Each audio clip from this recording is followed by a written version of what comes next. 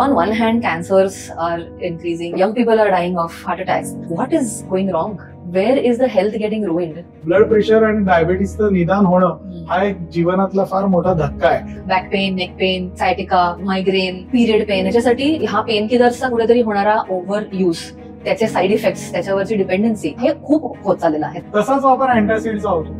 Acidity झाली की ऍसिडिटीची गोळी घ्या, पण ऍसिडिटीच्या गोळीचे काही दुष्परिणाम आपल्या लक्षात येत नाही. ते ऍसिडच जर तुम्ही कमी ठेवलं तर तुम्हाला जुलाब होण्याची शक्यता जास्त असते. आता कोविड काळात सुद्धा आपल्या देशात जेवढी काळीबुरशी झाली एवढी कुठेच झाली नाही, पण त्याचं कारण बेसुमार वापर रेमडेसिवीर आणि डेक्सामेथासोन. जितक्या पेशंटचे सिटी स्कॅन केले गेले तेवढे दुसऱ्या कुठल्याच देशात झालेले नाही. सिटी स्कॅननी कॅन्सरचा धोका वाढतोच ना.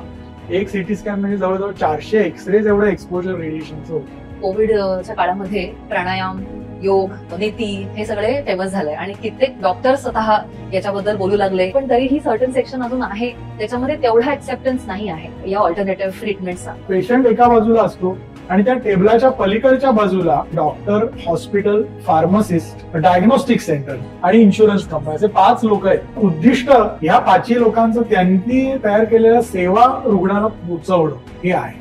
आणि रुग्णाला ऍक्च्युली हवं असतं आरोग्य. यातनं आरोग्य मिळणार आहे का काय मिळणार आहे हा खरा प्रश्न.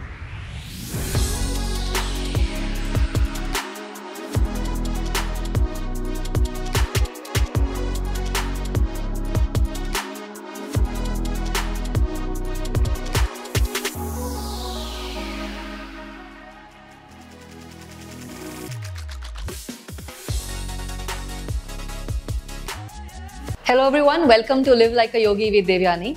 आजचे आपले गेस्ट आहेत a renowned medical expert doctor Narendra Javadekar. He holds in MBBS, MD medicine आणि DNB मेडिसिन. गेली 32 वर्ष ते फिजिशियन म्हणून प्रॅक्टिस करतात आणि ते MA इकॉनॉमिक्स पण आहेत. त्यामुळे क्लिनिकल एक्सपर्टीज बरोबरीनच त्यांचा हेल्थ इकॉनॉमिक्सवरचाही गाढा अभ्यास आहे आणि त्याच्यातही ते कन्सल्टंट म्हणून काम करतात. त्यामुळे आजच्या कॉन्व्हर्सेशनमध्ये day to day health advice जो आपल्या सगळ्यांना गरजेचा आहे तिथपासून ते larger issues in the health care system या अख्ख्या रेंजवरती बोलणं होणार आहे. I am really looking forward to this conversation. Let's do this. Hello doctor Jawadekar, thank you for making time and welcome to live like a yogi podcast. आमच्या फील्डमध्ये मी माझ्या जेव्हा स्टुडंट्स आणि क्लायंटशी बोलते त्यावेळेला माझं कायम हा एम्फसिस असतो सांगण्याचा की तुमचं शरीर आणि तुमचं मन हे तुमचं ऍसेट आहे, लायबिलिटी नाही आहे. तशा प्रकारे त्याच्यात इन्व्हेस्टही करा आणि त्याच्याकडे बघात. काही त्याला झालं तर आपल्याकडे ऑप्शन्स भरपूर आहेत. आपण अशा देशात राहतो की जिकडे आपल्याला ऍक्सेस खूप चांगला आहे, पण तरी सुद्धा मी माझ्या साईडनं जेव्हा लोक कसे त्यांच्या शरीर मनाशी वागतात हे बघते त्यावेळेला मला थोडंसं अलार्मिंग जाणवतं. पण तुम्ही गेली 32 वर्ष या फील्डमध्ये आहात. तुम्ही इतके पेशंट्स, लाखो पेशंट्स पाहिले आहेत. Do you think people look at their bodies and mind as an asset? Yes, they do look at it as an asset. पण पुष्कळ वेळा काय होतं की प्रत्येक माणूस तेवढीच काळजी घेईल असं नाहीये. काळजी घेण्याची जी इंटेन्सिटी आहे ती काही लोक आपल्याकडचं उदाहरणार्थ चष्मा सुद्धा अजिबात हरवत नाहीत, व्यवस्थित सांभाळून ठेवतात. आणि एखादा माणूस तुम्ही बघाल दर महिन्याला नवीन चष्मा लागतो. So there is a variation. काही लोक या बाबतीत खूप जागरूक आहेत, काही लोक केअरलेस आहेत. एक्स्ट्रीम्स जर अवॉइड करायच्या म्हणल्या तर मेजॉरिटीनी थोडंसं कुठंतरी मध्ये राहायला पाहिजे. आणि शरीराची काळजी आणि मनाची काळजी दोन्ही इक्वल प्रमाणात आणि योग्य तेवढी घेतली गेली पाहिजे. पण त्याचबरोबर मी असं म्हणेन की त्याला पोषक असं वातावरण पण निर्माण करण्याची जबाबदारी ही आपल्या सगळ्यांची आहे. म्हणजे राज्यकर्ते आहेत, सोशल ऍक्टिव्हिस्ट आहेत किंवा धार्मिक लोक आहेत किंवा कम्युनिटी, म्हणजे सगळा जो परिवार आहे त्या सगळ्यांना ती जबाबदारी आहे की ते वातावरण पोषक असावं, तब्येत चांगली ठेवण्यासाठी उद्युक्त करणारं, मन चांगलं ठेवण्यासाठी उद्युक्त करणारं. त्यामुळे हा तसा खूप मोठा प्रश्न आहे. जरी बघायला तो सोपा वाटत असला तरी डू दे हॅव चॉईसेस. म्हणजे आज तुम्ही बघाल तर कित्येक स्त्रिया सकाळी 7:30ला पळत असतात कारण त्यांना 8 वाजता ते पंचिंग करायचं असतं आणि त्या 5 वाजता घरी येतात. तर त्या परिस्थितीत अशा ऑफिसमध्ये काम करून दमलेल्या स्त्रिया आपल्या मुलाची काळजी घेणार का, आपल्या बाळाची किंवा गरोदरपणात व्यवस्थित राहणार का, हा आपल्या समाजानेच विचार केला. म्हणजे त्यासाठी तिला काही सवलत दिली पाहिजे का, कामाचे तास कमी केले पाहिजेत का, हे असे सगळे या लेवलचे प्रश्न आहेत. इंडस्ट्रियलायझेशन आणि अर्बनायझेशन ज्या पद्धतीने जो विकास होत चाललाय ते विकासाचं मॉडेल योग्य आहे का नाही याचा सुद्धा खरं म्हणजे विचार केला पाहिजे. एक काळ असा होता 100-200 वर्षापैकी कार्ल मार्क्स आणि हे ते म्हणजे प्रत्येक जण इकॉनॉमिक मॉडेल मांडत होता आणि बरंच अख्ख्या जगात त्याच्यावर भांडणच सुद्धा होत होती की हे मॉडेल चांगलं करते. आता बऱ्याच वर्षी असं दिसतं की एकच इकॉनॉमिक मॉडेल आहे जे म्हणजे कॅपिटलिझम, आणि that has prevailed. There are good benefits of capitalism but there are side effects of capitalism also. तर ते कॅपिटलिझमचे साईड इफेक्ट शोधून कॅपिटलिस्ट मॉडेलमध्येच पण ह्युमन डिग्निटीला महत्व, म्हणजे ह्युमन डिग्निटी, ह्युमन क्वालिटी हे कॅपिटल आहे हे जर तुम्ही लक्षात घेतलं तर probably you can continue with capitalism, but the capital is human dignity and quality, not the money that you generate. माणसाला मोकळा वेळ पाहिजे, माणसाला आनंद घेता आला पाहिजे, माणसाच्या जीवनातल्या ज्या सर्व आपण म्हणतो ना धर्म, अर्थ, काम, मोक्ष या सगळ्या गोष्टी त्या माणसाला पुऱ्या करता येण्याची संधी मिळणं हे खरं इकॉनॉमिक सिस्टीमचं उद्दिष्ट असलं पाहिजे. तर ते उद्दिष्ट मिळतं का नाही हे खूप महत्वाचं आहे. नुसता पैसा मिळून या सगळ्या गोष्टी होऊ शकत नाही, हे कुठेतरी लक्षात आलं पाहिजे. टू गो बॅक, असं होतं का तुमच्या रोजच्या पेशंट बघण्याच्या रुटीन मध्ये की अरे हे इझिली प्रिव्हेंट करता आलं असतं, इथपर्यंत आणायची गरज नव्हती, किंवा मेनी थिंग्स आर फिगर आउटेबल, ते तर केअरलेसनेस असेल, इग्नोरन्स असेल, किंवा इच्छा नाही असेल, किंवा बघू होईल, मला काही होणार नाही, हे कुठेतरी तुम्हाला दिसतात का ऍट्रिब्यूट्स की ज्याच्यामुळे खरं असं इतकं टोकाला जाण्याची गरज नव्हती खरं म्हणजे?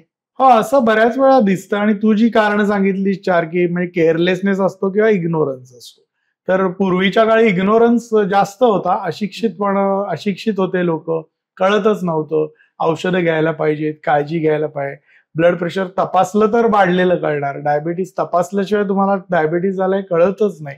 त्यामुळे ह्या गोष्टी वर्षानुवर्ष लोक करतच नव्हते आणि त्या अज्ञानापायी बरेचसे आजार वाढायचे, गंभीर स्वरूप धारण करायचे. आता अशिक्षितपणा कमी झालाय, सुशिक्षितपणा आहे, पण ज्ञान पूर्ण आहे असं म्हणता येणार नाही. काही वेळेला अर्धवट ज्ञानाने सुद्धा काही काही घोटाळे होतात. आणि तसं अगदी मी म्हणेन की इंटिग्रेटिव्ह मेडिसिन आहे, अल्टरनेटिव्ह थेरपीज आहेत, पण त्याचं सुद्धा त्याच्याबद्दल अज्ञान असतं. म्हणजे ते कुठल्या वेळेला वापरायचं आणि कुठल्या वेळेला वापरायचं नाही याचं सुद्धा योग्य ज्ञान असेल तर तुम्हाला आउटकम चांगला मिळतो. अज्ञानापायी तुम्ही एकतर खूप अल्टरनेटिव्ह मेडिसिन वापरता किंवा अवेलेबल असेल तेव्हा सुद्धा अल्टरनेटिव्ह मेडिसिन वापरत नाही. या दोन्ही गोष्टी आम्ही बघतो की त्यांनी प्रश्न वाढू शकतात. सो अल्टरनेटिव्ह मेडिसिन बद्दल मी बोलणारच आहे, ट्रीटमेंट्स बद्दल. But before that you been working for the past 32 years. आता या 3 डेकेडच्या स्पॅन मध्ये मेडिसिन मध्ये, हेल्थ केअर मध्ये जे इव्होल्युशन आलंय ते तुम्ही बघितलं, विटनेस केलं. So what has been the most significant change that you have noticed? मी असं म्हणेन की भारत देशात सुद्धा, म्हणजे मी 92 साली प्रॅक्टिस चालू केली आणि मला वाटतं 92 साली मनमोहन सिंग आणि ते नरसिंहराव सरकार होतं आणि त्यांनी ते सगळं इकॉनॉमी ओपन केली. आणि त्याच्यापूर्वी इकॉनॉमी एवढी ओपन नव्हती आणि थोडंसं पर्सनलाइज्ड आणि लो अवेलेबिलिटी होती, टेक्नॉलॉजीची उपलब्धता कमी होती. पण एक फॅमिली डॉक्टर वगैरे अशा टाईपचं ते थोडंसं मॉडेल होतं. आणि 92 साली जेव्हा कॉर्पोरेटायझेशन, रॅपिडली अर्बनायझेशन, टेक्नॉलॉजी यायला लागली, पैसा पण यायला लागला, तेव्हा हळूहळू याच्याकडे कॉर्पोरेट स्वरूप आलेलं आहे आरोग्य क्षेत्राला सुद्धा. आणि आरोग्य क्षेत्रात सर्व क्षेत्रात तुम्ही बघता की डायग्नोस्टिक सेंटर आहे, फार्मसी आहे, हॉस्पिटल आहे, डॉक्टर्स आहेत, सगळे कॉर्पोरेट टाईप बिहेवियर दिसतं.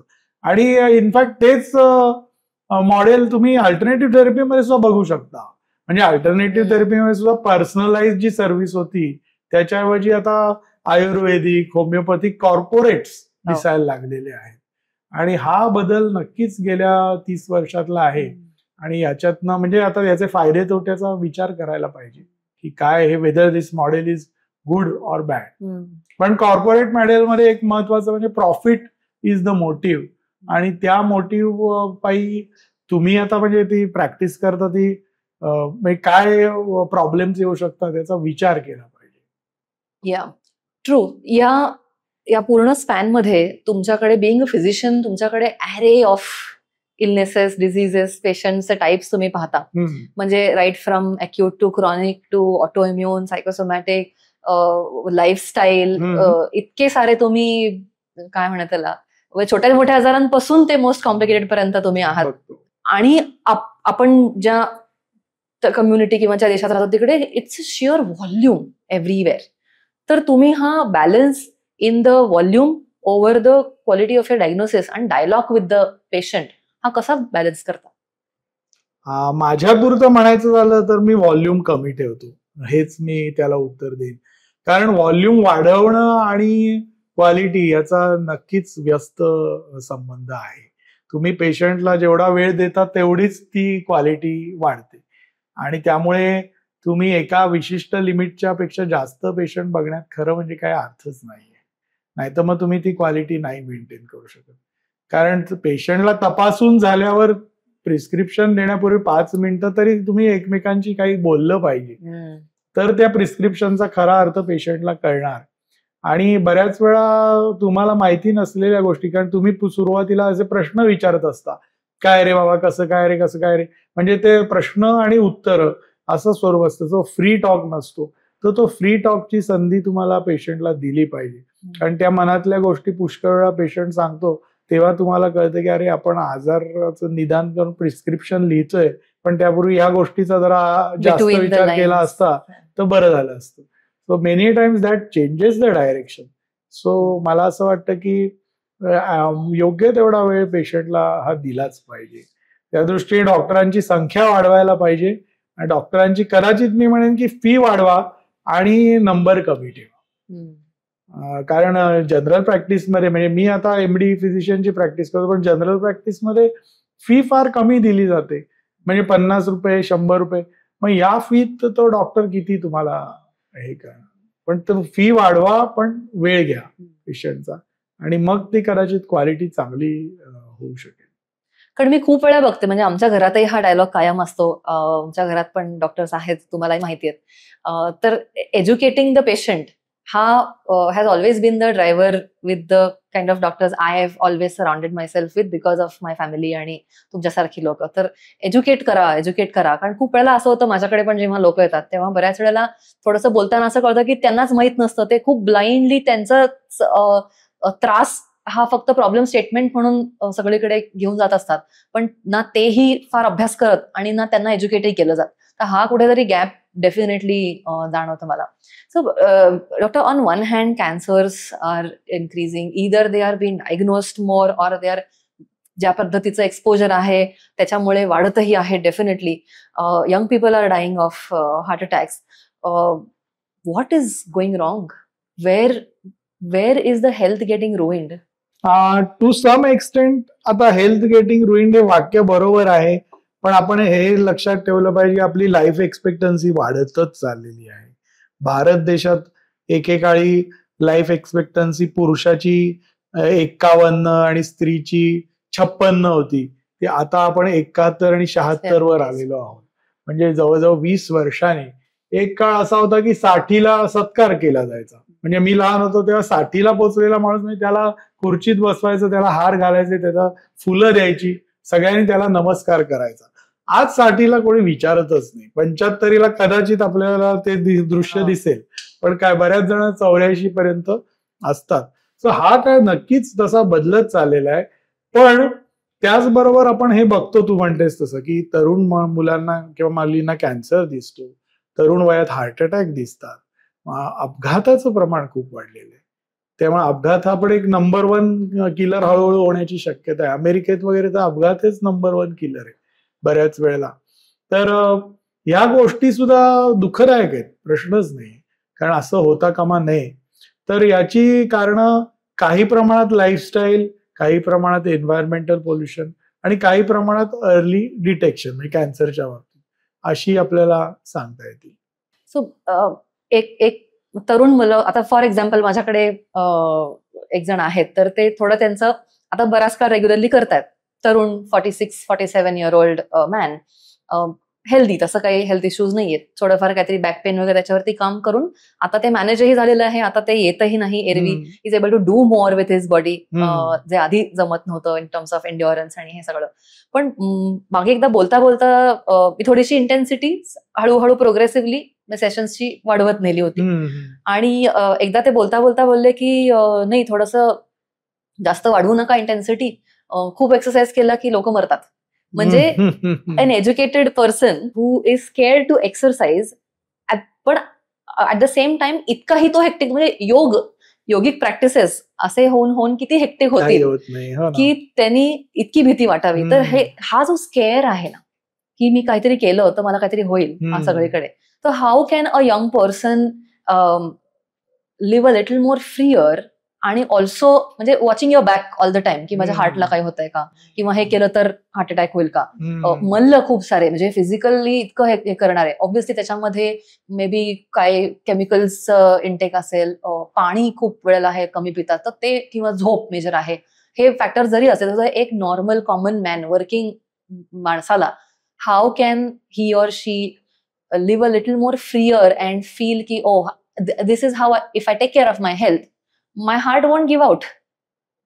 ते तुम्ही काय तुमच्या ते अगदी बरोबर आहे की तरुण मुला मुलींना, की मी तरी असंच सल्ला देईन की देवाने अतिशय सुंदर शरीर तुम्हाला दिलेलं आहे आणि सुंदर मन सुद्धा दिलेलं आहे, आणि त्याची आपण चांगल्या रीतीने काळजी घेऊ. त्याच्यात प्रचंड पोटेन्शियल आहे, प्रचंड.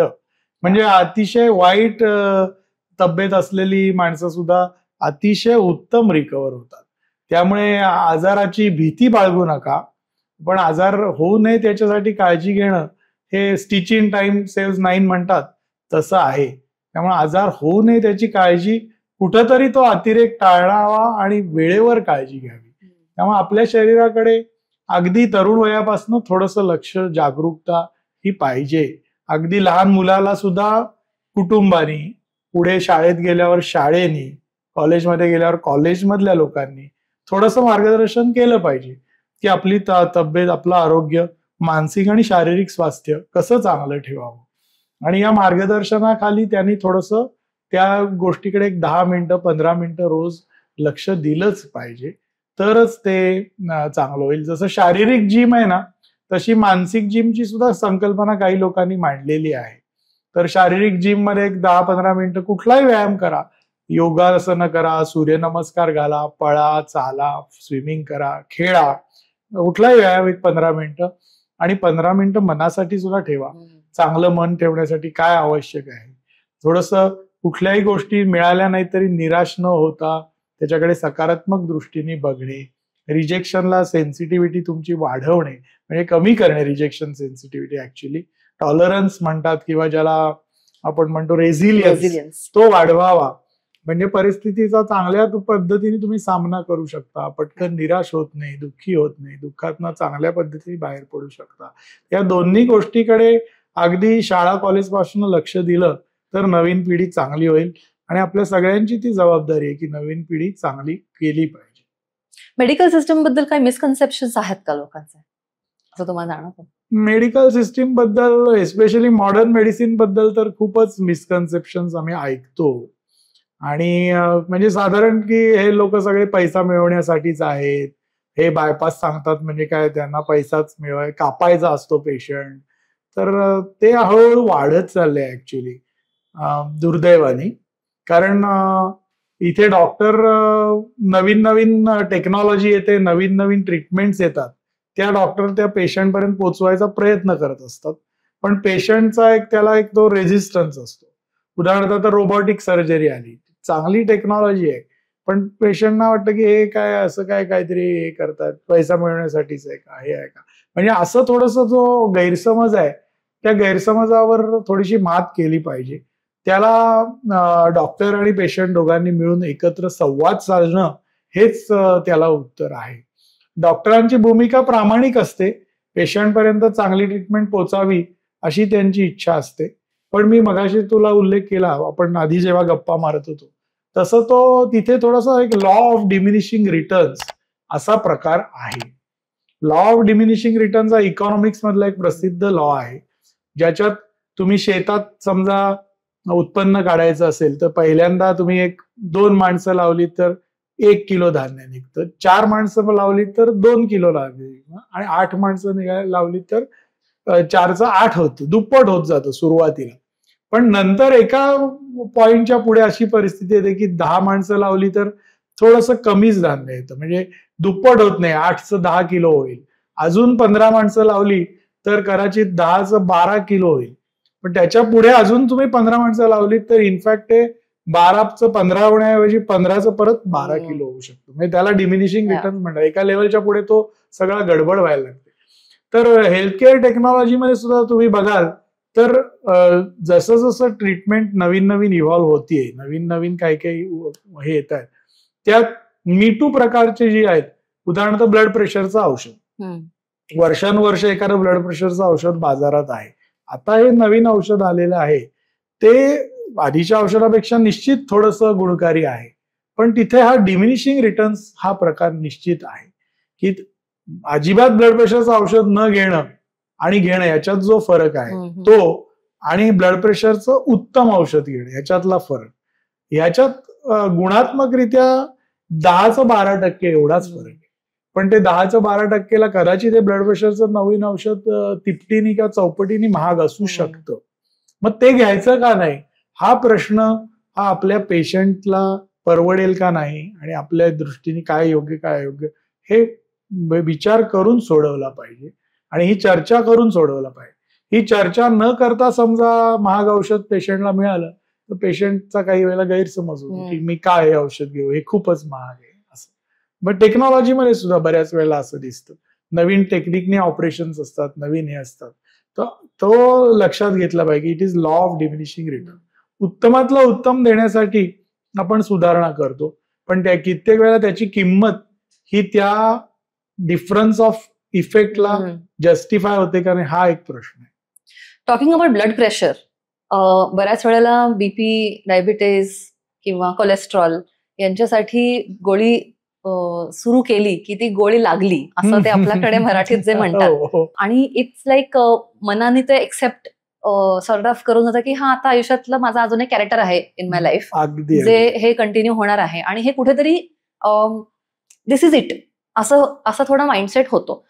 पण त्याच्या विपरीत आमच्या कामामध्ये आम्ही ज्या वेळेला योगा थेरपीसाठी आमच्याकडे लोक येतात त्यावेळेला आम्ही खूप उत्तम पद्धतीने बघतो की लोकांचे मेडिसिन रेग्युलर प्रॅक्टिस केल्याने कशी हळूहळू कमी होत जाते.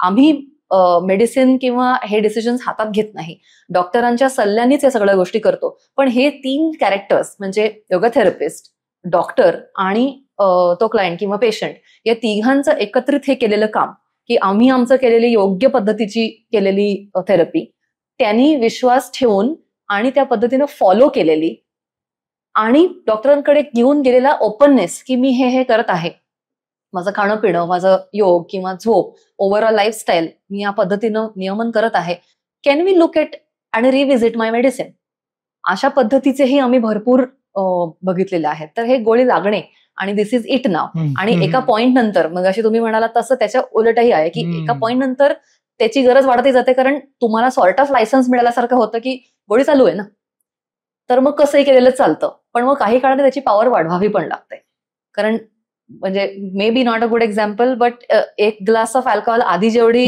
हाय देत होता त्याच्यापेक्षा तेवढ्याच हायला पुढच्या वेळेला डबल लागणार आहे, तसं ते कुठेतरी मेडिसिन वाढतही जातं, राईट. तर या सगळ्याकडे म्हणजे ही या तिन्ही फॅक्टर्स, ते 3 कॅरेक्टर्स आणि गोळी लागणे हा एक्सेप्टन्स, बट तरी सुद्धा willingness and wanting to go back a little bit, या सगळ्याकडे तुम्ही कसं बघता?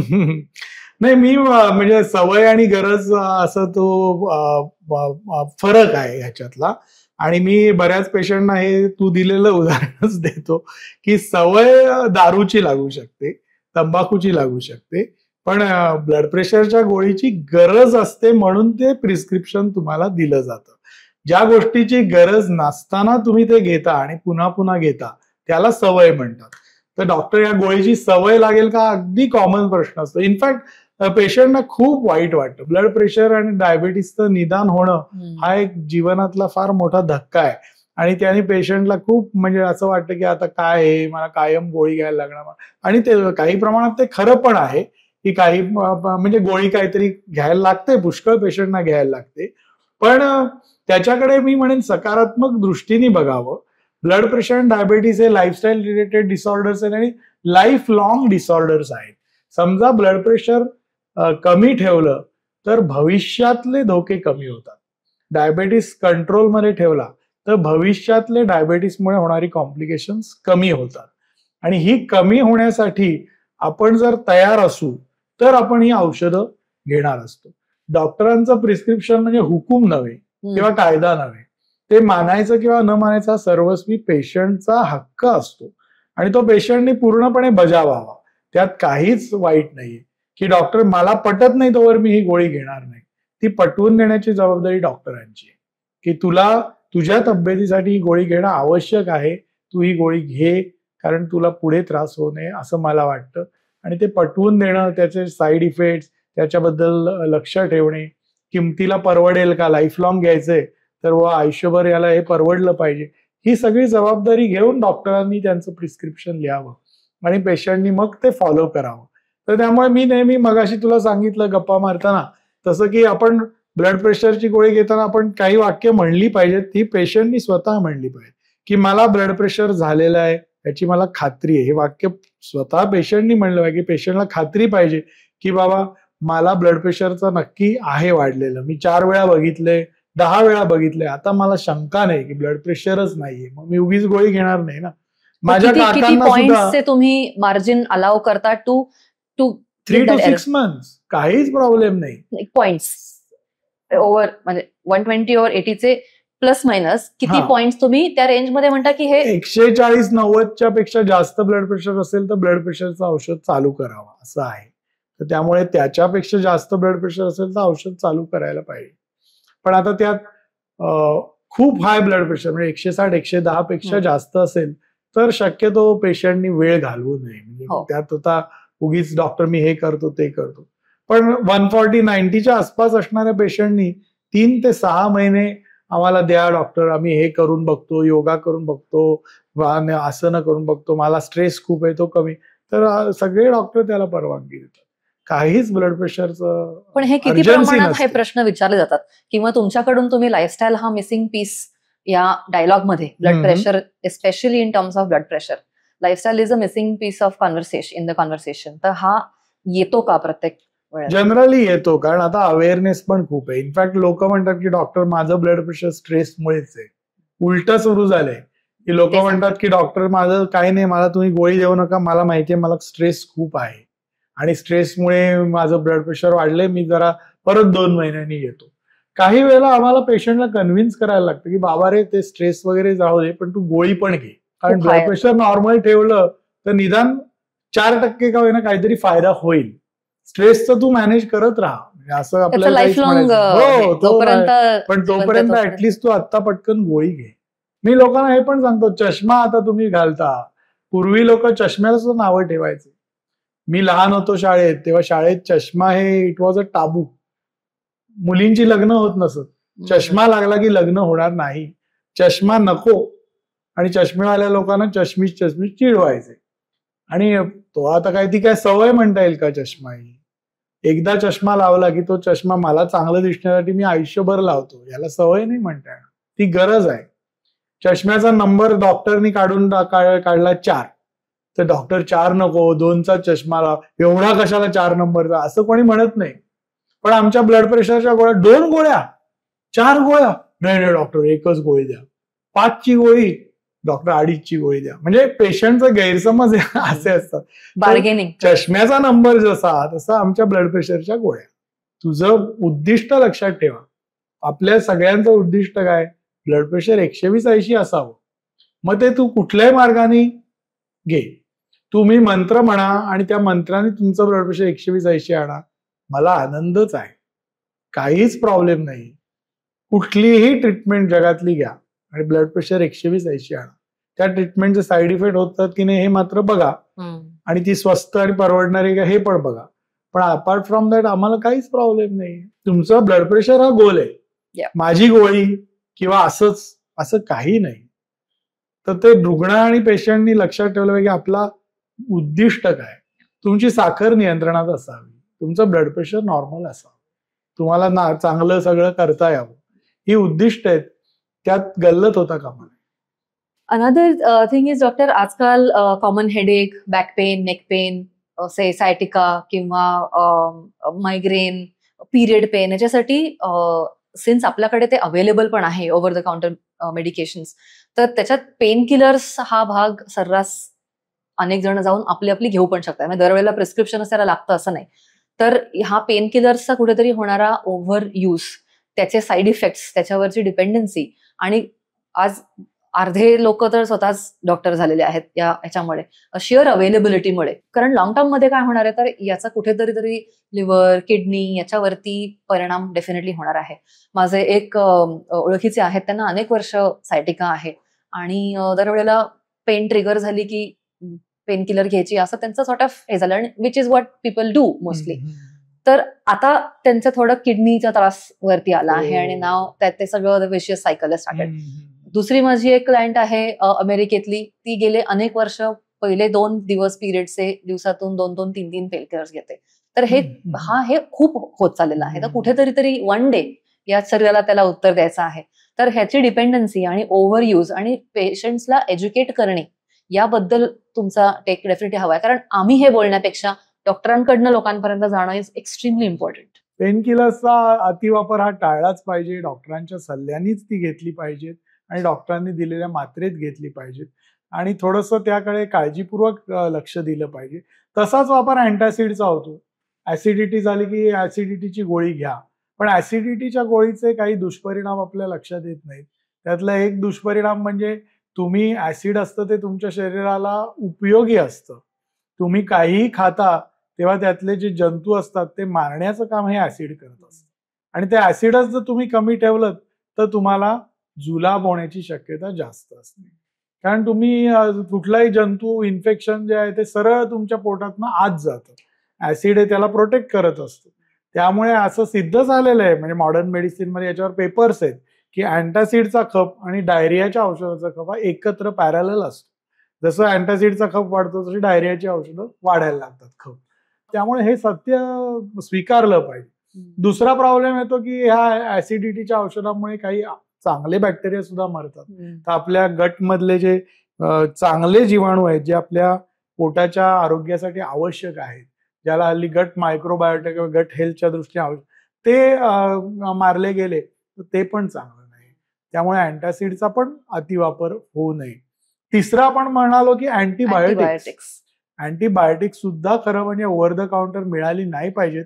इंग्लंड अमेरिकेत नाही मिळत, पण भारत देशात मिळतात आणि त्यामुळे त्याचा वापर करण्याकडे, म्हणजे पेशंट जनरली येतो तो ऍझी घेऊनच आलेला असतो. डॉक्टर ऍझी घेतलंय, आता खोकल्यासाठी पुढे काय करू सांग, म्हणजे इतकं ते कॉमन झालेलं आहे. आणि याचे दुष्परिणाम सुद्धा आपल्याला भोगायला लागणार आहेत, आपल्या पिढीला भोगायला लागणार आहेत. अँटीबायोटिकचा वापर फक्त पेशंटच करतात असं नाही, तर दुर्दैवानी तुम्ही लक्षात घ्या की हे चिकन इंडस्ट्री किंवा याच्यात सुद्धा अँटीबायोटिकचा वापर केला जातो आणि त्या कोंबड्यांना जे अँटीबायोटिक दिलं जातं ते चिकन जर खाल्लं तर तो अँटीबायोटिक रेझिस्टंट जीवाणू आपल्या शरीरात तयार होऊ शकतो. म्हणजे हे आम्ही बघितलेलं आहे की ज्या मुलांनी अँटीबायोटिक कधीच घेतलं नाही त्याला थ्रोट इन्फेक्शन झालं, त्याचा थ्रोट स्वॅब घेतला तर त्याच्यात अँटीबायोटिक रेझिस्टंट बॅक्टेरिया आला कुठून? तो म्हणतो की डॉक्टर मी तर अजिबात आयुष्यात अँटीबायोटिक घेतलेलं नाही. तो आला तर तो चिकन मधनं आलेला असू शकतो. ही जागरूकता हळूहळू वाढतेय. कारण तुम्ही आता बघाल तर बाजारात तुम्हाला अँटीबायोटिक यूज न केलेलं मिळतंय चिकन. म्हणजे त्याच्यावर लिहिलेलं असतं की याच्यात अँटीबायोटिक वापरले. ते का मिळतं? कारण हळूहळू समाज जागरूक व्हायला. कारण नंतर मग त्या मुलाला किंवा त्या माणसाला जेव्हा थ्रोट इन्फेक्शन होतं तेव्हा नेहमीच आमचं जे साधं ॲझिथ्रोमायसिन औषध त्याला लागू पडणार नाही. मग ॲझिथ्रोमायसिनच्या पेक्षा स्ट्रॉंग अँटीबायोटिक, त्याचे साईड इफेक्ट्स किंवा त्यामुळे हा परिणाम वाढत जातो. इनफॅक्ट आयसीयूतल्या मेडिकल आयसीयूतले बरेचसे मृत्यू हे सेप्सिसमुळे होतात, इन्फेक्शन्समुळे होतात. तर त्या इन्फेक्शनचं कारण अँटीबायोटिक रेझिस्टंट बॅक्टेरिया हेच आहे. त्यामुळे अँटीबायोटिक रेझिस्टन्स आणि अँटीबायोटिकचा अतिवापर हा टाळणं हे समाजाची जबाबदारी. तर याबद्दल डॉक्टर आणि पेशंटनी मिळून काम करायला पाहिजे. कारण पेशंटला काय वाटतं, डॉक्टर अँटीबायोटिक देणारा म्हणजे पटकन काहीतरी औषध. म्हणजे पेशंटची डिमांड असते की त्या डिमांडला नाही म्हणणं आणि त्याच्यासाठी तो वेळ खर्च करून नाही रे बाबा तू अँटीबायोटिक घेऊ नको, तुला ते चांगलं नाही हे पटवणं हे खूप अवघड आहे. आज जो जनरल प्रॅक्टिशनर प्रॅक्टिस करतो त्याच्या या लिमिटेड सेटअपमध्ये त्याला अँटीबायोटिकला नाही म्हणणं खूप अवघड आहे. कोविड काळात तर बेसुमार औषधाचा वापर आपल्या देशात. मला कोविड वरती यायचंच आहे, पण बिफोर दॅट म्हणजे हे आधीचे जनरेशन्स खूप वेळेला म्हणायचे की औषध घेतलं तरी 7 दिवस, नाही घेतलं तरी 7 दिवस, असं जे म्हणायचंय. तर ऑन वन हँड एक स्कूल ऑफ थॉट आहे की ताप आला आहे तर तो काहीतरी कारणाने आला आहे, let it do it's job. तुम्ही बेसिक गोष्टींची काळजी घ्या रादर दॅन पटकन आला की सप्रेस करा, ह्याच्या मागे न जाता. आणि दुसरं आहे आता तुम्ही जे बोलताय ते, तर ह्याचा मध्य काढायला पाहिजे का, कसा काढला पाहिजे? तापाच्या बाबतीत मी असं म्हणेन की तापाच्या बऱ्याचशा केसेस या व्हायरल इन्फेक्शनच्या असतात आणि 5 दिवसापेक्षा जास्त जो ताप आहे त्या तापासाठी तपासण्या करणं आवश्यक आहे. पण ताप आहे आणि बाकी तब्येत चांगली आहे, म्हणजे जेवण, खाण, झोप किंवा या गोष्टीवर परिणाम होत नसेल तर या तापाला घाबरायची गरज नाहीये. पण आज काय होतं, पहिल्या दिवशी ताप आला की लगेच रक्त तपासा, मग दुसऱ्या दिवशी, आणि पेशंटची डिमांड आहे. हे पेशंटनी जोपर्यंत त्यांच्या बाजूनी सुद्धा ती डिमांड कमी नाही करत तोपर्यंत डॉक्टरांच्या बाजूनी सुद्धा तो पॉझिटिव्ह हा येणार नाही. डॉक्टर पुष्कळ सांगतील की पहिल्या दिवशी गरज नाही, पण पेशंटचे अँझायटी असते. कित्येक वेळेला सुरुवातीला अनेक दिवस तसं डिटेक्ट काही सापडतही नाही, काही उपयोग नसतो. फक्त आता कुठल्या पेशंटला ताप धोकादायक आहे हे डॉक्टरला ठरवू देणं आवश्यक आहे. म्हणजे पहिल्या दिवशी येणारा ताप सुद्धा काही पेशंटच्या बाबतीत तो धोकादायक असू शकतो. त्यामुळे याबाबतीत वैद्यकीय सल्ला आवश्यक आहे. पण डॉक्टरांना शांतपणे त्यांच्या सिस्टीम प्रमाणे काम करू देण्यासाठीची जी यंत्रणा आहे किंवा जे वातावरण आहे ते आवश्यक आहे. ते नसेल, अविश्वासाची भावना असेल तर डॉक्टर थोडेसे ओव्हर ट्रीटमेंटकडे झुकू शकतात की बाबा नको रे बाबा तू घे औषध, म्हणजे माझ्या बाजूने मी सगळं दिलंय, असं काहीतरी व्हायला. त्याला म्हणतात डिफेन्सिव्ह मेडिसिन. आणि ह्या डिफेन्सिव्ह मेडिसिन हे थोडंसं मग समाजाच्या आरोग्याच्या दृष्टीने घातक आहे. टॉकिंग अबाउट व्हायरल्स, आता रिकव्हरीला खूप जास्त काळ लागतो आहे जितका पूर्वी लागायचा. आणि हे सगळीकडे, म्हणजे मागच्याही एका पॉडकास्टमध्ये एक ते डॉक्टर आले होते, ते त्याही वेळेला हाच विषय निघाला होता. तर तुम्ही from medicine point of view, modern मेडिसिनच्या साईडनी ह्याच्याकडे काय, baseline immunity is going down का, त्याचा the load is such that we are not able to withstand it, why is the recovery so long? असं म्हणजे काय, फ्लू सारख्या आजारात अशक्तपणा जाणवतो आणि तो काही जणांना बरेच दिवस जाणवतो. हे वर्षानुवर्ष, पण 1-2 महिने आजकाल रेंगाळतात त्याचे सिम्पटम्स. कोविड काळात सुद्धा कोविडचं काही जणांना लॉंग कोविड असं म्हणायचं, तर तसे सिम्पटम्स होते. म्हणजे हे मला नाही वाटत की नवीन आहे. आजकालच्या धकाधकीच्या जीवनात कदाचित ते जाणवतंय, कारण आपली अपेक्षा असते की आपण पहिल्यासारखे एकदम सकाळी 8 ते रात्री 9 फुल काम करू, ते काही शक्य होत नाही. आणि तो कदाचित शरीरावर लादलेली अवास्तव अपेक्षा असेल. त्या अपेक्षा भंगापायी आपण म्हणतो की विकनेस खूपच दिवस राहिलाय, खूपच हे राहिलंय. पण पुरेशी विश्रांती हेच त्याला खरं म्हणजे औषध आहे आणि काळ. तर तो योग्य प्रमाणात केलं तर त्यात काही फार ऑड आहे असं मला वाटत नाही. किंवा हल्लीचे लोक खूपच आजारी पडतायत किंवा खूपच वेळ अशक्त राहत आहे असं म्हणण्यासारखं मला नाही वाटत की म्हणजे असं स्टेटमेंट करता येईल असं. कोविड बद्दल आपण बोलत होतो. हो, आता कोविड काळात सुद्धा म्हणजे अतिशय काही गोष्टी ज्या लेसन्स टू बी लर्न असं जे म्हणता येईल त्या आपल्या देशाच्या सिस्टीममुळे काही तोटे आपल्याला सहन करायला लागले. ते म्हणजे आपल्या देशात खरंच डिमांड आणि सप्लाय असं हे आहे. म्हणजे पे फ्रॉम पॉकेट, म्हणजे मी पैसे देणार, मला ट्रीटमेंट द्या, आणि सरकारी नियमाप्रमाणे किंवा असं काही चालत नाही. आणि त्याच्यामुळे रॅमडेसिवीर आहे, डेक्सामिथासोन आहे, ही औषधांचा वापर जास्त झाला आपल्या देशात. समजा इंग्लंडमध्ये एक टेक्निकली लिहिलेलं असतं की बाबा अगदी त्यांचे पंतप्रधान जरी ऍडमिट झाले तरी त्या याच्यात बसला पाहिजे तो, तरच तुला रॅमडेसिवीर देणार, नाही तर नाही. आणि त्या पंतप्रधानाला तो इंग्लंड मधला डॉक्टर सांगू शकतो. पण आपल्या देशात मोठ्या प्रतिष्ठेच्या व्यक्ती, खूप खर्च करू शकणाऱ्या व्यक्ती किंवा राजकीय व्यक्ती किंवा कोणीही असं आलं आणि समजा तो म्हणला की मी रॅमडेसिवीर हे काळ्या बाजारातनं आणलेलं आहे, मला कोविड टेस्ट पॉझिटिव्ह, मला रॅमडेसिवीर, त्याला रॅमडेसिवीर द्यायला नाही म्हणायची कुठल्याच डॉक्टरची छाती होत नाही. आणि यापायी रॅमडेसिवीरचा वापर खूप झाला आणि डेक्सामिथासोन स्टिरॉइड औषध त्याचा पण वापर खूप झाला. आपल्या देशात जितक्या पेशंटचे सिटी स्कॅन केले गेले, कारण मला कोविड झालं मला सिटी स्कॅन करा, तेवढे दुसऱ्या कुठल्याच देशात झालेले नाहीये. आणि या सगळ्याचे दुष्परिणाम आपल्या देशातल्याच व्यक्तींनी भोगलेले. उदाहरणार्थ काळी बुरशी, आपल्या देशात जेवढी काळी बुरशी झाली तेवढी कुठेच झाली नाही, पण त्याचं कारण अति बेसुमार वापर रॅमडेसिवीर आणि डेक्सामिथासोनचा. त्याच्यामुळे तुमची रेझिस्टन्स पॉवर कमी होते. सिटी स्कॅनचे दुष्परिणाम म्हणजे लॉंग टर्म आहेत की सिटी स्कॅननी कॅन्सरचा धोका वाढतोच ना.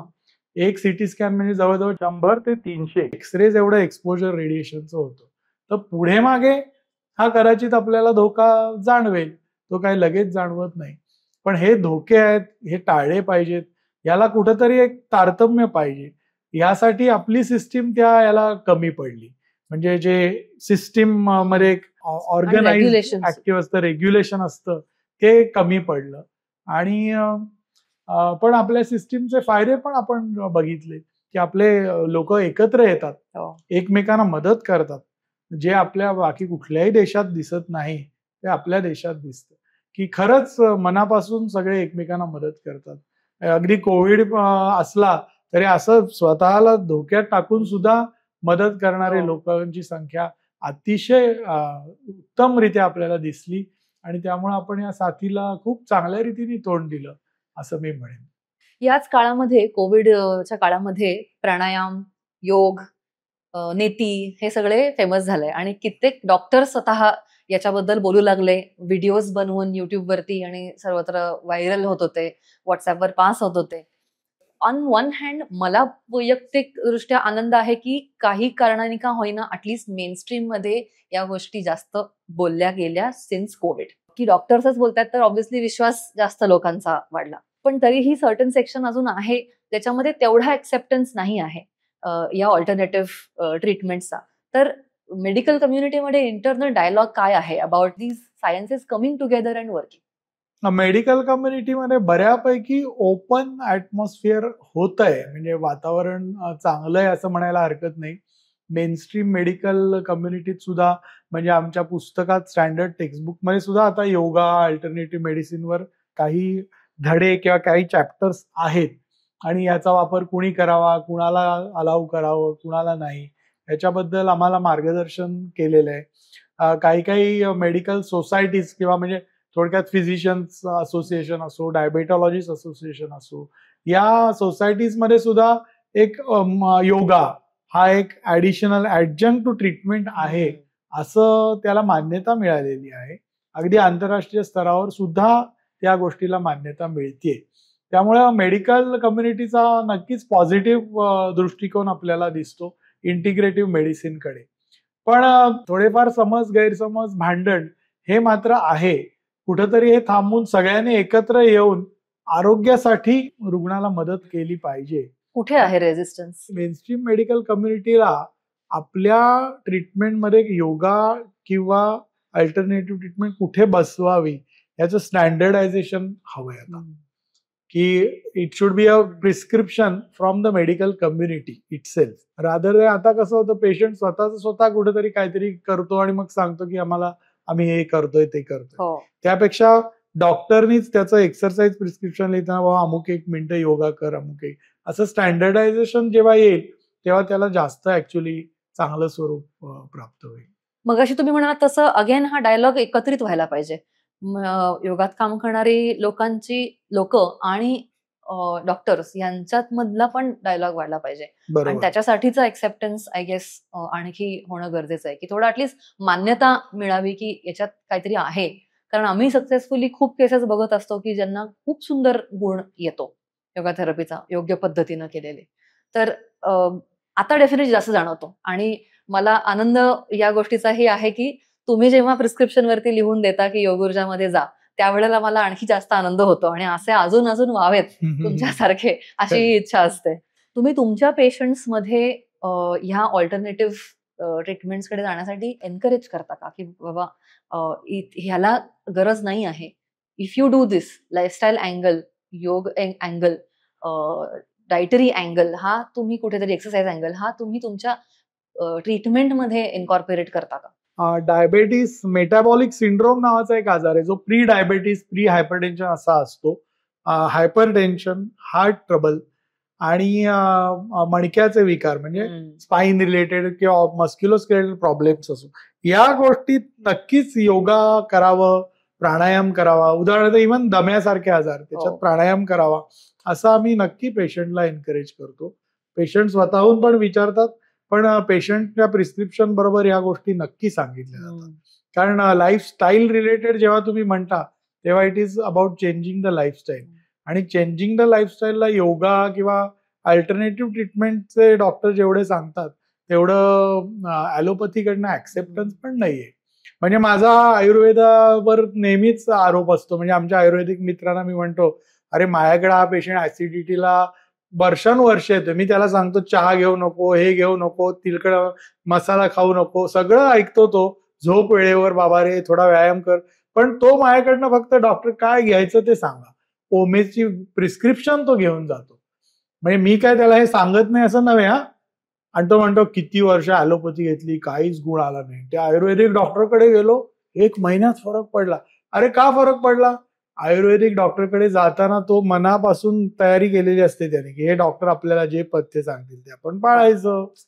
ते डॉक्टर सांगतात तू अमुक खाऊ नको, बरं मुकाट तो सगळं पाळतो आणि त्याचा आजार बरा होतो. यात तुमच्या आयुर्वेदापेक्षा त्या सल्ल्याचा भाग खूप महत्वाचा आहे. तो सल्ला तो ऐकतो, तो माझ्याकडनं तो ऐकतो. म्हणजे डॉक्टरकडे माइंडसेटच घेऊन जातो आपण की औषध घेऊया, मला तू काही बाकी सांगू नको, झोप वेळेवर, हे आयुष्यात काही सांगू, काहीतरी 4 गोळ्या लिहून द्यायचे. तर हा जो माइंडसेट आहे हा बदलला पाहिजे. हा बदलला तर बरेचसे गोष्टी. इंटरेस्टिंग ऍस्पेक्ट माइंडसेट किंवा माइंड बद्दल बोलतोय तर फिजिकल हेल्थ बद्दल आपण जेव्हा बोलतो तेव्हा मनाचा ऍस्पेक्ट बाजूला ठेवून हेल्थचं कॉन्व्हर्सेशन अपुरं होईल. तर तुमच्या प्रॅक्टिसमध्ये किंवा तुमच्या आउटलुकमध्ये मनाचा अँगल, कारण इंटरडिपेंडन्सी आपल्याला काढून चालणार नाही आहे when we talk about person. तर आता स्पेशालिटी सुपर स्पेशालिटीज येतात त्यामुळे बऱ्याचशा पार्ट्स वरती फोकस केलं जात आहे. होल वरती बघण्याचा अँगल आणि त्याच्यातला सगळ्यात मोठा घटक म्हणजे मनाचा अँगल तुम्ही इन्कॉर्पोरेट करता का, किंवा अजून तो मिसिंग आहे असं वाटतं का from medicine dialogue? Medical dialogue मध्ये मिसिंग असू शकतो, कारण सायकियाट्री किंवा मानस तज्ज्ञ किंवा मानसिक रोगाच्या तज्ज्ञांची सुद्धा खूप वानवा आहे भारत देशात. याबद्दल जागरूकता कमी आहे. मानसिक रोगाच्या तज्ज्ञाची मदत घ्यावी ह्या गोष्टीकडे कमीपणा किंवा या गोष्टीकडे थोडंसं रिलक्टन्स असतो किंवा पटकन लोक जात नाहीत. तर मला खूप ताण आहे, मला उदास वाटतंय किंवा याच्यासाठी पटकन मानसिक तज्ञाचं नाही घेत. असं म्हणू शकतो की जवळजवळ 30% of the medicine practice is of psychiatry. आणि मेडिसिनचे डॉक्टर 30% प्रिस्क्रिप्शन्स मध्ये त्यांच्या थोडीशी अँटी डिप्रेसंट म्हणा किंवा अशा टाईपच्या औषधांचा अंतर्भाव करतात. पण हेच प्रिस्क्रिप्शन न देता मी जर त्या पेशंटला सांगितलं की तू मानसरोग तज्ज्ञाकडे जा, तर तो त्या तज्ज्ञाकडे पण जाणार नाही आणि माझ्याकडे पण येणार नाही. त्यामुळे बऱ्याच वेळेला तुम्हाला असं दिसेल की 30% प्रिस्क्रिप्शन मध्ये थोडंसं काहीतरी अँटी डिप्रेसंट लिहिलंय, काहीतरी लिहिलंय, पेशंट ते घेईल, डॉक्टरांनी दिलंय, आमच्या हे औषधं सगळी चालू आहेत त्यातले, पण तुला डिप्रेशन आहे म्हणून तू याच्याकडे जाऊन सल्ला घे, ते होत नाही. पण असं आहे, हे सत्य आहे. आणि पण यात काळ बदलत चाललाय, लोक खूप जागरूक होत आहेत. तरुण पिढी तर अगदी उत्तमरित्या जागरूक आहे आणि ते स्वतःहून मानसिक रोगा तज्ञाकडे जातात आणि हे करतात. या सगळ्या सामाजिक व्यवस्थेचा पण भाग आहे की ताणतणाव वाढणं, फॅमिली सपोर्ट नसणं, मित्र चांगले नसणं, शाळेतनं सपोर्ट नसणं, ऑफिसमध्ये सपोर्ट असणं, हा जेवढा आपण सपोर्ट वाढवू तेवढे मानसिक ताणतणाव कमी होणार आहेत. तर सगळ्या समाजानेच विचार करायची गरज आहे. सुदैवाने आपल्या समाजात खूप सपोर्ट आहे, खूप सामाजिक ऍज कम्पेअर टू हो, बाहेरच्या देशात उत्सव होत असतात. सर्व धर्माचे उत्सव मोठ्या आनंदात आपला समाज साजरा करतो. त्या प्रत्येक उत्सवात ईद असो, गणेशोत्सव असो, तुमचं ख्रिसमस असो, सगळे सहभागी होतात आणि त्यातनं एकत्र राहण्याची ऊर्जा चांगली मिळते. त्यातनं मानसिक स्वास्थ्य नक्कीच चांगल्या पद्धतीने हे केलं जातं. So what is your take on the current health care industry or the current medical system? हा फार चांगला प्रश्न आहे. हेल्थ केअर सिस्टीम मध्ये जगात तुम्ही बघितलं तर पुढारलेल्या देशात सेंट्रलाइज्ड हेल्थ केअर सिस्टीम म्हणजे नॅशनलाइज्ड हेल्थ केअर सर्व्हिस. पण नॅशनलाइज्ड हेल्थ केअर सर्व्हिसचे सुद्धा काही प्रॉब्लेम्स आहेत की डायरेक्टली पेशंटला स्वतःच्या हातात काहीच नसतं. नेशन म्हणजे थोडक्यात इंग्लंडमध्ये म्हणा तर त्या NHS जसं ठरवेल त्याप्रमाणे ट्रीटमेंट केली जाते. ट्रीटमेंट चांगली असते पण NHS ला सुद्धा ते खूप महाग होत चाललेले आहे आणि वेटिंग टाइम्स खूप आहेत. जवळजवळ म्हणजे साधं नी रिप्लेसमेंट आहे किंवा या गोष्टीत पेशंटना वाट बघायला लागते कारण डिमांड सप्लाय कुठेतरी प्रॉब्लेम येतो. अमेरिकेसारख्या देशात इन्शुरन्स, हेल्थ केअर इन्शुरन्स, पण ते काय होतं की हेल्थ केअर इन्शुरन्स या सिस्टीम मध्ये डॉक्टर, हॉस्पिटल, इन्शुरन्स कंपनी यांचा उद्देश थोडासा काही नाही म्हणलं तरी प्रॉफिट कमवण्याकडे असतो आणि मग त्या प्रॉफिट कमवण्यामागे मग जर ते सुरू झालं तर काही औषधांच्या महाग भरमसाठ किमती आणि त्याच्याबरोबर इन्शुरन्स येणार, डॉक्टर येणार, हॉस्पिटल, हे सगळं मिळून पेशंटला जी इन्शुरन्सची कॉस्ट आहे ती भयंकर वाढत चाललेली. म्हणजे कित्येक लोक अमेरिकेतले जवळजवळ 16% लोक हे इन्शुरन्सच्या बाहेर आहेत. इन्शुरन्सच परवडत नाही. त्यामुळे ती सुद्धा काही चांगलं उत्तर नव्हे. आपल्या देशात तुम्ही बघाल तर 40% जवळजवळ आरोग्य सेवा ही देश पुरवतो. 40% लोकांना कुठल्या ना कुठल्या तरी प्रमाणात सरकारी दवाखाने आहेत, प्रायमरी हेल्थ केअर सेंटर्स आहेत, रुरल हॉस्पिटल्स आहेत आणि ह्या सगळे सरकारी स्कीम्स आहेत सेंट्रल गव्हर्नमेंटच्या किंवा स्टेट गव्हर्नमेंट, याच्यातनं जवळजवळ 40% रुग्णांपर्यंत पोचतोय आपला देश आणि त्यांना सरकारी सेवा अतिशय माफक किमतीत मिळते. उरलेले 60% म्हणजे मोठा पॉप्युलेशन आहे ते स्वतः पे फ्रॉम पॉकेट, म्हणजे मी पैसे देणार आणि मी ट्रीटमेंट घेणार. पण याचा प्रॉब्लेम म्हणजे याचे फायदे निश्चित आहेत. यामुळे आपल्याला अतिशय उत्तम दर्जाची सेवा अतिशय स्वस्त रेटमध्ये मिळते आणि पाहिजे तेव्हा मिळते. आज भारतात जेवढा डॉक्टर उपलब्ध असतो तेव्हा कुठल्याच देशात नाही. फोन केला की डॉक्टर येतात, घरी येतात डॉक्टर, रात्री बेरात्री केव्हाही फोन उचलतात, उत्तरं देतात. ही सेवा तुम्हाला बाकी देशात मिळणं शक्य नाहीये आणि डॉक्टरांची सुद्धा आज जेवढी अवेलेबिलिटी भारतात आहे तेवढी कुठंच नाही. पण थोडासा तोटा म्हणजे काय की शेवटी अक्रॉस द टेबल जेव्हा चर्चा होते तेव्हा कुठेतरी डिफेन्सिव्ह मेडिसिन हा प्रकार दिसतो आपल्याला. पेशंट एका बाजूला असतो आणि त्या टेबलाच्या पलीकडच्या बाजूला पे फ्रॉम पॉकेट सिस्टीम मध्ये doctor, hospital, pharmacist, diagnostic centre जे विविध चाचण्या करून तुम्हाला देतं आणि इन्शुरन्स कंपनी, असे 5 लोक आहेत. हे 5 लोक डॉक्टर वगळता थोडेसे प्रॉफिट ओरिएंटेड आहेत असं म्हणायला हरकत नाही. डॉक्टर भले सेवाभावी वृत्तीचे असतील पण उद्दिष्ट ह्या 5 लोकांचं त्यांनी तयार केलेल्या सेवा रुग्णाला पोचवणं हे आहे आणि रुग्णाला ऍक्च्युली हवं असतं आरोग्य. प्रश्न इथे असा येतो की मला हवंय आरोग्य, मला आरोग्य सेवा नकोय, पण हे 5 लोक मला या आरोग्य सेवा देत आहेत. मग यातनं आरोग्य मिळणार आहे का काय मिळणार आहे हा खरा प्रश्न आहे. मग या 5 लोकांचा इंटरेस्ट आहे आरोग्य सेवा पुरवणं. तर जोपर्यंत हे सगळेजण एकत्र येत नाही, उदाहरणार्थ आपल्या देशात सहकार क्षेत्र खूप नावाजलेलं आणि खूप चांगलं आहे.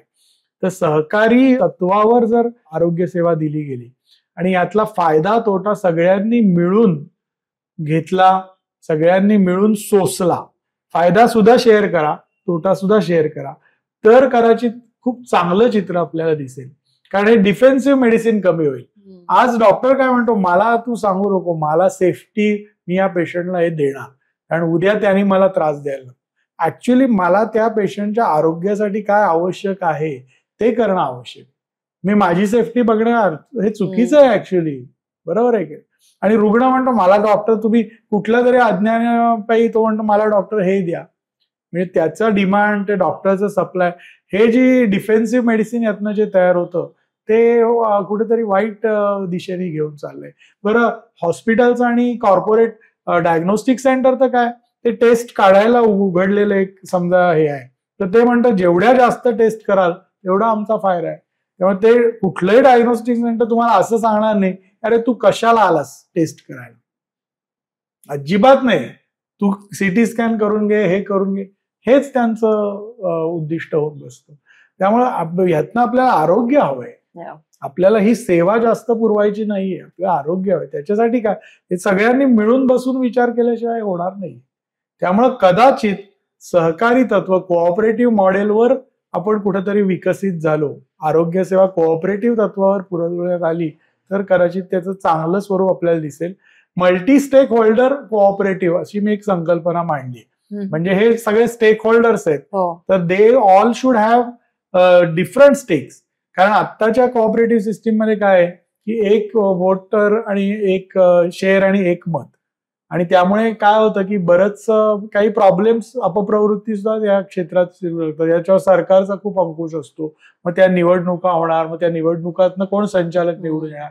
मल्टी स्टेक होल्डर सिस्टीम मध्ये कदाचित असं होऊ शकतं की डॉक्टरांची एक 50 डॉक्टरांची एक ग्रुप आहे, त्यातले 4 बोर्ड ऑफ डायरेक्टर्स, 50,000 पेशंट त्यातले 4 बोर्ड ऑफ डायरेक्टर, हॉस्पिटलचे 2 बोर्ड ऑफ डायरेक्टर, फार्मसिस्टचे 2 बोर्ड ऑफ डायरेक्टर, असे जर ते बोर्ड ऑफ डायरेक्टर झाले तर ते बॅलन्स्ड व्ह्यू घेतला जाईल. आणि उद्देश असा असेल की सगळ्यांना आरोग्य हवंय, आरोग्य सेवा जास्त प्रमाणात पुरवणं हे उद्दिष्ट नाही पाहिजे. सो हे असोसिएशन लेवलला व्हायला पाहिजे, असोसिएशन लेवल. ह्याचं आता हे फॉर्मलाइज व्हायला पाहिजे. म्हणजे ही जी सिस्टीम मल्टी स्टेक होल्डर आहे, आय डोंट थिंक हे असं फॉर्मलाइज झालंय. आपल्या देशाच्या कायदेशीर चौकटीत कुठे बसतं हे बसवायला लागेल. म्हणजे जर तसं असेल तर पण त्याचं कदाचित फंक्शन चांगलं होईल. म्हणजे फार्मासिस्टला हा इन्सेंटिव्ह नाही की माझी औषधं खूप खपली पाहिजे, कम्युनिटीचं आरोग्य हा इन्सेंटिव्ह पाहिजे. तो कुठेतरी आला तरच आपण कुठेतरी चांगल्या प्रकारे, आणि कदाचित ते जगाला मार्गदर्शक ठरेल असं मॉडेल. जगात काही काही मॉडेल्स आहेत अशी, आणि भारतात सुद्धा आहेत. भारतात शुश्रूषा हॉस्पिटल दादरचं आहे, केरळमध्ये काही अतिशय उत्तम मल्टी स्टेक होल्डर कोऑपरेटिव्ह आहेत. तर त्यांच्या उदाहरणांवरनं आपण शिकून कदाचित अजून पुढे वाटचाल करू शकू असं मला वाटतं. त्याचं ग्रेट कॉन्सेप्ट, आणि आय होप ही तुम्ही प्रपोज केली असं म्हणता आहात ना. Wish you all the best sir. असं अशा पद्धतीचं आयडियलिस्टिक वाटू शकतं हे, बट कुठेतरी तरी सुरुवात केल्याशिवाय हा डायलॉग तरी सुरू होणार नाही.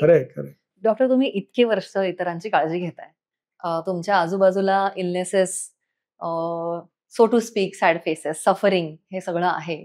तुम्ही स्वतःची काळजी कशी घेता? Are there any routines, are there any practices that you swear by, की मी रेग्युलरली हे करतो, ही हा वेळ माझा आहे, किंवा ह्या पिलर्स वरती मी माझं आयुष्य बांधलंय, की इतर जर ह्या गोष्टी माझ्या हातात नाहीत, पण दिस इज समथिंग, हे सोडत नाही मी, असं काही आहे का? मी मगाशी म्हणलं तसं प्रत्येक क्षेत्रात एक्स्ट्रीम्स असतात. म्हणजे काही लोक अतिशय भयंकर काळजी घेतात आणि काही लोक एकदम केअरलेस असतात. बरेचसे डॉक्टर्स कुठेतरी मध्ये असतात, म्हणजे नॉर्मल ज्याला म्हणता येईल तसं. म्हणजे अगदी गोड खाताना हात अगदी आवरता घेणार नाहीत, पण अति गोड खाणार नाहीत. व्यायाम करताना अति सारखं आपलं रोज वेड्यासारखं पळतायत असं नाहीये, पण रोज काही ना काहीतरी व्यायाम करतील. तर मी असं म्हणेन की मी कुठेतरी मध्ये आहे. पथ्य पाळू, थोडासा व्यायाम करू, अतिरेक कुठल्याच गोष्टीचा नाही, वेळेवर थोडीशी पुरेशी विश्रांती, खूप धावपळ झाली तर काही वेळेला सुट्टी घेऊ आणि आराम करू. या पद्धतीने आयुष्य मी आखलेलं आहे. आणि मला असं वाटतं बरेचसे लोक त्या स्पेक्ट्रम मध्ये कुठेतरी मध्येच असतात. म्हणजे एकदम परफेक्ट असं कोणीच नसतो आणि एकदम इम्परफेक्ट सुद्धा कोणी नसतो. कुठेतरी मध्ये राहावं आणि आपल्या आयुष्यातले क्षण अतिशय आनंदात आणि चांगले घालवावे. तर त्या पद्धतीनेच मी करतोय. मला नाही वाटत की मी खूप स्ट्रॉंगली काही करतोय. You are in good shape doctor, त्यामुळे तुम्ही काहीतरी तरी करताय डेफिनेटली. कारण तुम्ही ज्या पद्धतीचं तुमचं शेड्यूल आहे, जितके तुम्ही दिवसभर व्यस्त असता, अनेक ठिकाणी प्रॅक्टिसेस आणि hospitals. So on that backdrop तर definitely you are doing something right. जागरूकता ही महत्वाची आहे, की आपण आपल्या तो जो आपला आतला आवाज जो सांगत असतो आपल्याला की हे बरोबर नाही, तिथं ऐकून तिथं थांबलं पाहिजे. आणि खूप व्यायाम कमी झालाय तर त्यावेळेला वेळ काढला पाहिजे. तर ती जागरूकता मला असं वाटतं खूप महत्वाची आहे स्वतःविषयी. ग्रेट. मला हे कॉन्व्हर्सेशन आपण युजली वेगळ्या सेटअपमध्ये भेटतो. आज मला खूप मजा आली बोलताना.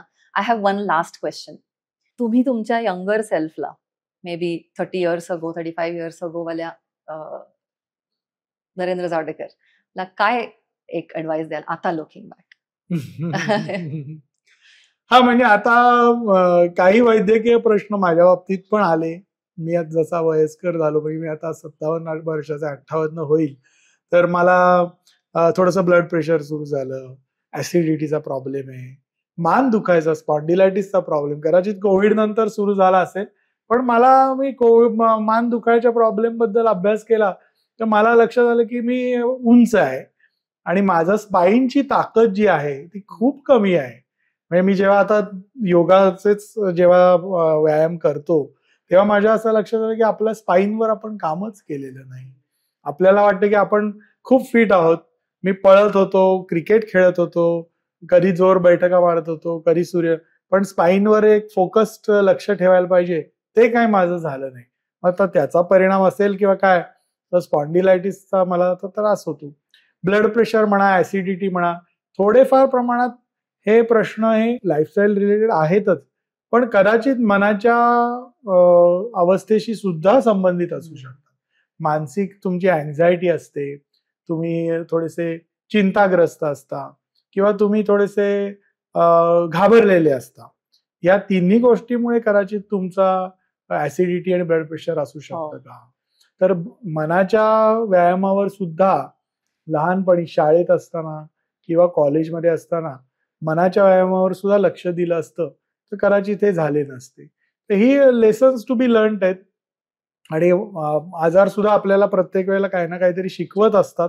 त्यामुळे तो एक आयुष्याचा एक चांगला भाग म्हणूनच तो स्वीकारायला पाहिजे. पण लुकिंग बॅक मी म्हणेन की ह्या गोष्टी नक्कीच नवीन पिढीला मी सांगेन की तुम्ही मनाच्या तब्येतीकडे लक्ष ठेवा, मन चांगलं करा. चांगलं मन म्हणजे काय याच्या व्याख्या तुम्हाला मानसरोग तज्ज्ञ, मानसशास्त्रज्ञ सांगतील आणि ते तुमचं मन चांगलं आहे का नाही तपासायला सुद्धा तुम्हाला टेस्ट करून देतील. 20व्या वर्षीच या टेस्ट करा. चांगलं शरीर म्हणजे काय यासाठी सुद्धा मी मगाशी तुलाच म्हणलं की तू स्नायू सगळे तपासायची एक यंत्रणा विकसित कर. कुठले स्नायू ताकदवान आहेत आणि कुठले स्नायू वीक आहेत हे 20व्या वर्षी कळलं तर कदाचित तुम्हाला पुढे त्याच्यावर वर्क करता येईल. So I think these are the good points which I would suggest to the new generation. Thank you so much, doctor. I had a great time, and again, thank you very much for making time for this. Thank you.